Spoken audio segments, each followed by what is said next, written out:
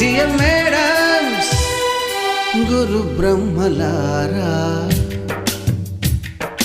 ఎక్కడో పుట్టి ఎక్కడో పెరిగి ఇక్కడే కలిశాము చదువులమ్మ చెట్టు నీడలో. వీడలేమంటూ వీడుకోలంటూ వెళ్ళిపోతున్నాము చిలిపి తనకు చివరి మలుపులో.